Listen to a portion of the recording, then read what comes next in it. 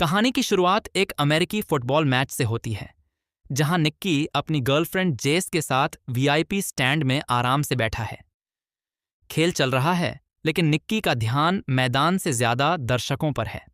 तभी वह देखता है कि एक खूबसूरत लड़की उठकर बाहर जा रही है। उस पल उसके दिमाग में एक शरारती ख्याल आता है। वह जेस से एक छोटा सा दांव लगाता है। चलो देखते हैं कितने लोग उस लड़की को पीछे मुड़कर देखते हैं।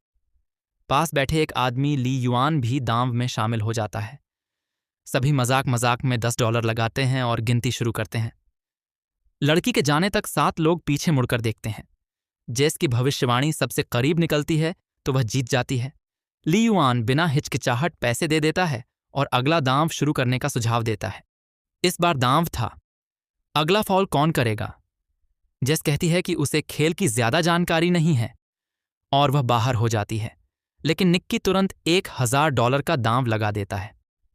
सीटी बजते ही रेफरी फॉल का इशारा करता है और वही टीम दोषी निकलती है जिस पर निक्की ने दांव लगाया था। निक्की जीतता है और पैसे जेब में रख लेता है। हारने के बावजूद ली युआन और उत्साहित हो जाता है। वह कहता है, चलो अब $5000 का दांव लगाते हैं।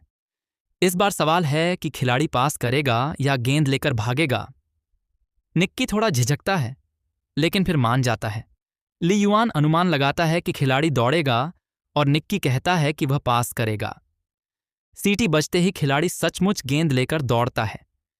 निक्की $5000 हार जाता है। निक्की कहता है, ठीक है, 5000 हार गए, अब बस चलो कॉफी पीते हैं। लेकिन ली युआन जिद करता है, वीआईपी में बैठे हो, पैसे वाले हो, 5000 की क्या बात कर रहे हो, चलो $10,000 का दांव लगाते हैं। निक्की मान जाता है। इस बार सवाल था, अगला पास सही होगा या नहीं। निक्की कहता है, हाँ, लेकिन पास बीच में ही इंटरसेप्ट हो जाता है। अब निक्की $50,000 हार चुका था। पैसे निकालते वक्त वह थोड़ा परेशान होता है, फिर गुस्से में कहता है, $50,000 का दांव लगाते हैं। जेस चौंक जाती है, लेकिन निक्की की जिद जारी रहती है। किस्मत साथ नहीं देती और वह फिर हार जाता है। अब जेस उसे रोकने की कोशिश करती है, लेकिन उसका अहंकार और गुस्सा उसे $1,00,000 का दांव लगाने पर मजबूर कर देता है। ली युआन हंसकर कहता है, क्या तुम्हारे पास इतने पैसे भी हैं? निक्की चुपचाप नकदी का बंडल सामने फेंक देता है। इस बार निक्की दांव लगाता है कि अगला पास इंटरसेप्ट होगा, लेकिन पास सही तरह से पूरा हो जाता है और निक्की $10,00,000 और हार जाता है। जेस हैरान रह जाती है और निक्की को समझ नहीं आता अब कैसे बाहर निकले। तभी वह कहता है, मेरे पास $1 मिलियन बाकी है, अब आखिरी फैसला कार्ड से होगा। ली युआन पागलों की तरह उत्साहित हो जाता है। वह कार्ड खींचता है, क्लब का 5। अब निक्की को बस 5 से बड़ा कार्ड चाहिए। जीतने की संभावना बहुत ज्यादा थी, लेकिन जैसे ही निक्की कार्ड पलटता है, दिल का 3 निकलता है। जेस ये देखकर कुर्सी से गिर जाती है। $10 से शुरू हुआ खेल अब $1 मिलियन से ज्यादा के नुकसान में बदल चुका था।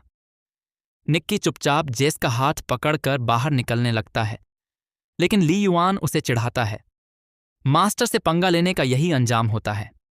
निक्की रुकता है और कहता है, $2 करोड़ का दांव लगाते हैं। इस बार उसका आइडिया अलग होता है।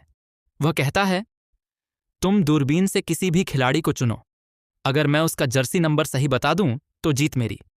ली युआन को शक होता है कि निक्की शायद धोखा कर रहा है। शक दूर करने के लिए निक्की कहता है, मैं नहीं बताऊंगा, जेस बताएगी। जेस गुस्से में कहती है, इतने सारे खिलाड़ियों में मैं सही नंबर कैसे बता सकती हूं। वह उठने की कोशिश करती है, लेकिन ली युआन के गार्ड उसे रोक लेते हैं। हल्की सी झड़प होती है। जेस मन ही मन शांत होती है और दूरबीन से मैदान देखती है। हर जगह जर्सी नंबर नजर आते हैं। तभी उसकी नजर उनके दोस्त फरहाद पर जाती है, जिसके पास 55 नंबर का जर्सी है। उसे निक्की की बात याद आती है, वही नंबर चुनना जो तुम्हें अपना लगे।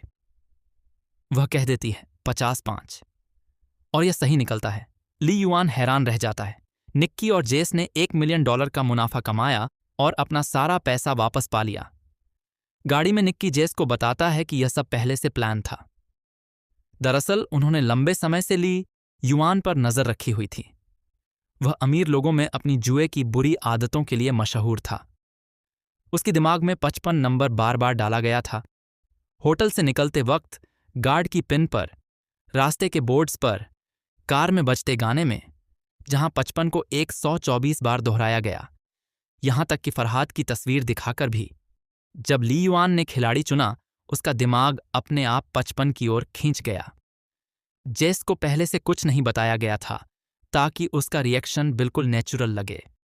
जेस निक्की की चालाकी देखकर दंग रह जाती है। कहानी अब कुछ दिन पीछे जाती है। कुछ समय पहले निक्की एक कमरे में जेस के साथ बिस्तर पर था। सामने एक आदमी उसके सिर पर बंदूक ताने खड़ा था। जेस ने ही उसे उस जाल में फंसाया था, लेकिन निक्की जरा भी डरा नहीं। वह बोला, मेरे पास एक पैसा नहीं है, गोली मारनी है तो मार दो। बंदूकधारी समझ गया कि यह आदमी औरों से कहीं ज्यादा चालाक है। निक्की दरअसल एक मास्टर कॉन आर्टिस्ट था जो छोटी छोटी ठगबाजियों में माहिर था।